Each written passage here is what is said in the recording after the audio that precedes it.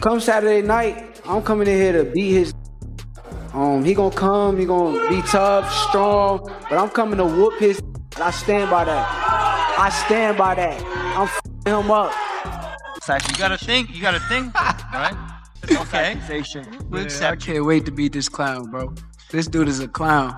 Focus on me. You better have that chin ready, baby. You better have it ready. Real clown. I already figured this out. You not fighting. What else you got, man? Yo, Hey, listen, senior, you're I only not seen in the 10 ring. seconds of your fight. I seen you fight before. I only You seen can't 10 fight. seconds of your fight. You're boring as hell. Come on, bro. Stop it, bro. Boring, man. You almost got knocked out. Even your daughter said you got knocked Got knocked out. Tio got hurt his Come last on, fight, man. too. Ooh. Didn't he get hurt his last fight? Man, if it wasn't for those Did Tio get hurt his last fight? My son don't be throwing Did punches, Tio man. get hurt his last fight? My I son watched don't be him. throwing punches, I paid man. attention. Crawford interrupted the Stevenson versus Lopez press conference as tensions exploded.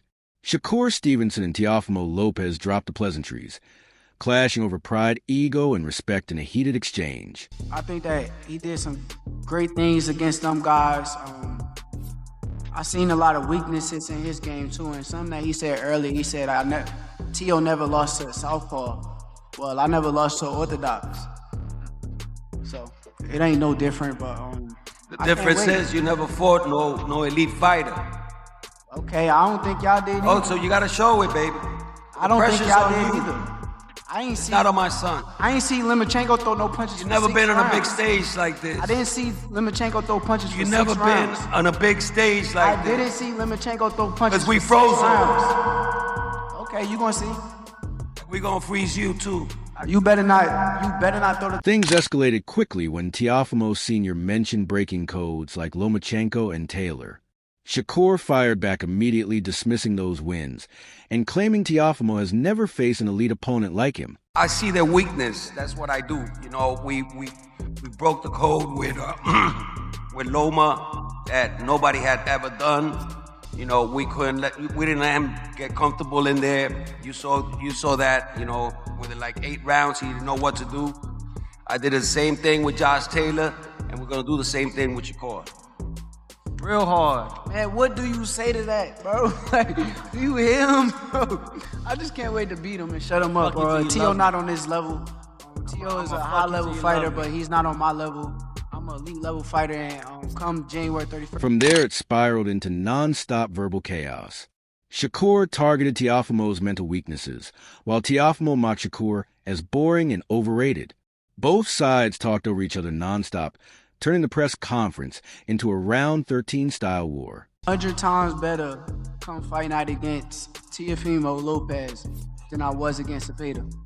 1,000 times better. Faster, sharper, stronger, mentally more on point, and I can't wait.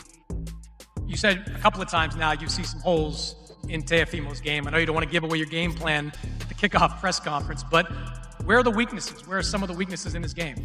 A lot of the weaknesses is in his mental. I think it's more mental than anything, and I'm going to expose it. Tension peaked as insults turned personal. Voices rose, security stayed on edge, and the room felt one sentence away from chaos.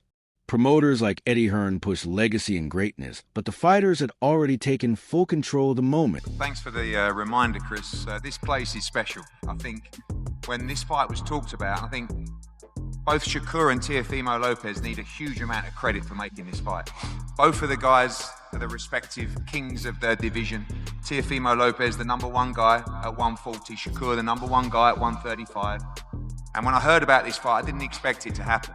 And, you know, the work that His Excellency's done, Ring Magazine, to make this fight quite sensational. But the icing on the cake is to see the fight at Madison Square Garden. This is, for me, the absolute... Turkey Alshik called, and even his unimpressed tone cut through the chaos, somehow making the moment feel even more intense. This fight is the first step of crazy map of boxing next year and the beginning of 27.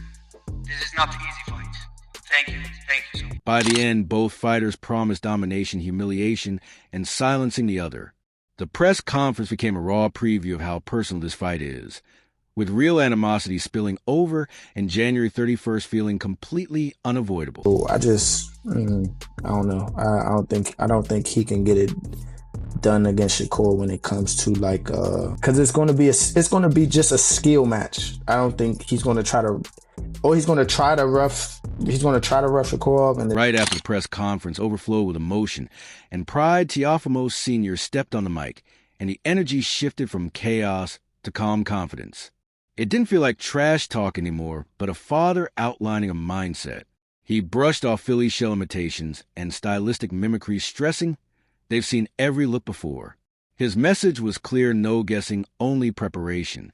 What stood out most was his focus on growth, discipline, and mentality, rather than hype or insults. Crawford in the past, and Crawford stated, "Oh, you want to get to me?" Yeah, but he really want to fight Crawford, and we're gonna call him out after we beat up his boy. You know, that's the game plan. Even though you guys have, even if he requires you, well, he ain't gonna fight us, man. He ain't gonna fight us, man. We've been chasing this guy for the longest. My son is even willing to go up to 160 to fight him. You know, listen, speed kills.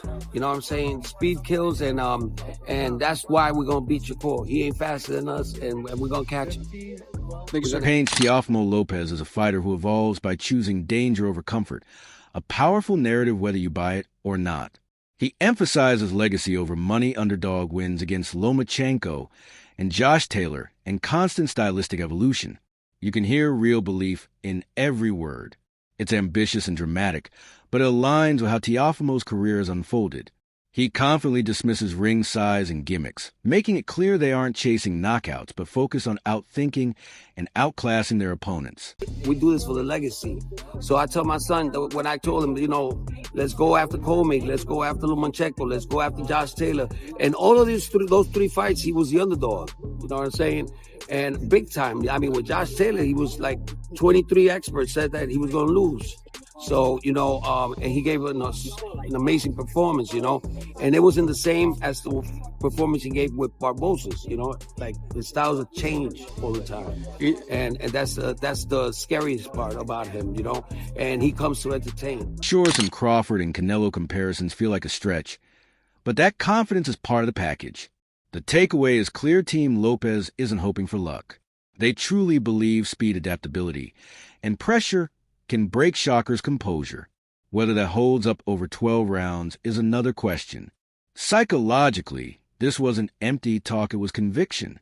And when both fighters believe they're smarter, faster, and better prepared, bouts stop being predictable and become genuinely fascinating. Did Shakur by any chance implement a bigger ring, or We don't care about that, man. I mean, we're just gonna box this dude, man. We're not going in there for the knockout. We never do. The only fight that my son looked like sloppy was with Kambosos, because he was dying in there, and he said that he felt better when he was attacking more.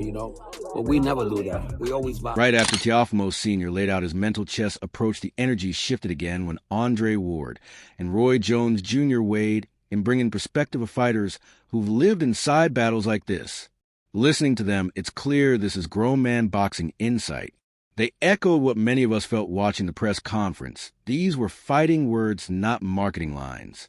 Their key point: Shakur Stevenson thrives in real time. No script, no mood setting, he reads, reacts, and builds round by round like painting blind. Teofimo Lopez is explosive and brilliant, but in chaos, he still leans on a plan to regain rhythm.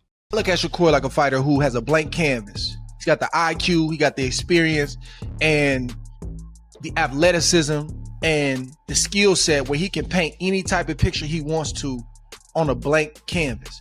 When I look at Teofimo Lopez, he's almost that. He has a blank canvas, but he needs an outline on what to draw and what to paint inside the line. Now, every now and again, he'll go away from the outline that he has, and he'll do something dope, and you'll be like, "Ooh, that was cool. That wasn't on the outline right there." But I don't think that he can create on the fly like a Shakur Stevenson. Ward and Roy aren't disrespecting Teofimo. They're giving him credit for being smart. The chaos at the press conference wasn't random. It was strategic bait. The goal wasn't to win verbally, but to provoke Shakur into fighting emotionally rather than surgically. That's high-level mind games. But here's where Ward and Roy are spot on. The worst move is trying to drag a disciplined fighter into chaos when he knows the reason. If Shakur reacts emotionally, Teofimo has a shot. If Shakur stays patient, the plan backfires. The legends admit that if someone did that to them, it would have sparked a fight immediately. But Shakur isn't wired that way. He doesn't need to win the moment. He needs to win the night. This fight isn't about who talks louder or looks tougher. It's about who keeps their head when the plan vanishes and the canvas keeps moving. I think that Tio just panned out man by being as disrespectful as he can at the press conference because he wants to try to piss this kid off so the kid come fight with him. You understand me? Because with me, he had exactly what he wanted. Because as soon as I go in there, I'm coming straight to his head. You understand where I come from? So, but I think that's what he's trying to get. Yeah, you feel me? But I think that's what he's trying to get Shakur to do. Because why would you say that to a person?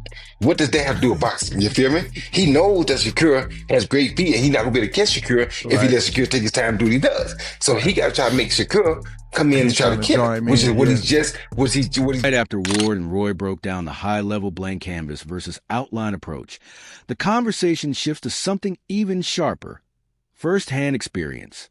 That's where Keith Conlon's perspective hits differently. Now we're talking rounds actually shared in the ring, not theory. Listening to him, it's clear why Shakur Stevenson is such a nightmare matchup. Conlon isn't calling Shakur psychic.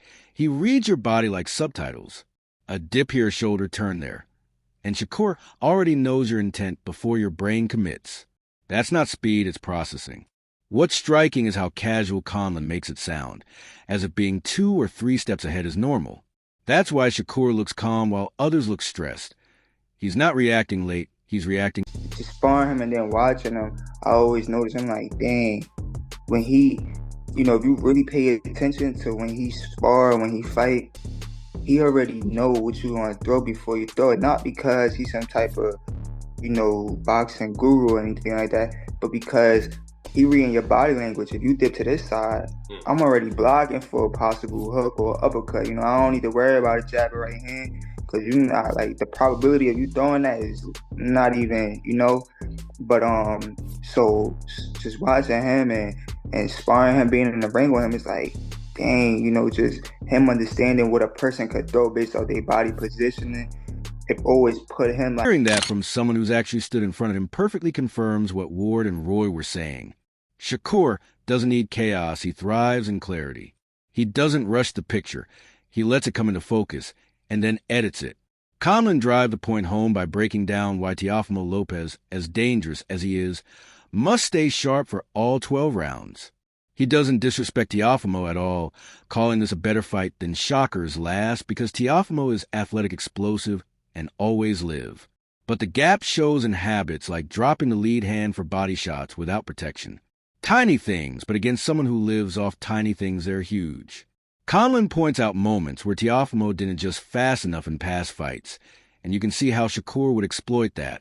One mistake becomes a pattern, the pattern becomes points, and suddenly rounds slip away before you even notice. Sure, the most notable thing that come to mind is I remember when he fought Sander Martin. Like, every time he threw a right hand to the body, he never had his lead hand up. Sander Martin was just check hooking him to death. I'm just like when he's just gonna make the adjustment, when he gonna realize that he just keep getting hit with the right hook every time he try to throw the right hand. So those are the small adjustments that he had to make because sharp fighter, they gonna capitalize. So he gotta be. He isn't predicting knockdowns or flashy drama. He's predicting pressure, mental pressure. The kind where Teofimo gets desperate late, while Shakur quietly extends his lead. That's the most dangerous version of Stevenson. Not loud, not flashy, just clean, calm, and steadily winning, while everyone else debates when the momentum shifted. Step back, and this fight stops feeling like a simple style clash. It becomes a full-blown psychological test under the lights. You've got Shakur Stevenson calm, calculating reading patterns before they even exist versus Teofimo Lopez explosive, emotional, and capable of flipping a fight in a single moment if you leave a crack. The press conference showed just how personal it's become. Teofimo Sr. revealed how deeply Team Lopez believes in their plan. Ward and Roy reminded us that words can be traps. Keith Conlon confirmed what many fighters already know: Shakur doesn't rush chaos. He waits for it to reveal itself. That's what makes January 31st so compelling. This isn't about hype anymore. It's about who stays true to their stuff, that he's tightening up things for Shakur to prepare for him, but also in sparring because, he may have lagged during his last sparring. So It's a lot, but it's definitely doable. And but this is the time is now. At the end of the day, oh yeah, for sure. I feel like Shakur is gonna outbox him, and it's gonna be a point in time until he kind of get desperate, and that's when the gap is going wide, and then Shakur is just gonna come out with the. Teofimo forced the action and breakthrough, or does Shakur quietly turn 12 rounds into a masterclass while everyone debates when it slipped? That's the real question. Drop your take in the comments. Let's have the discussion. And don't forget to like, share, and subscribe to BW Today.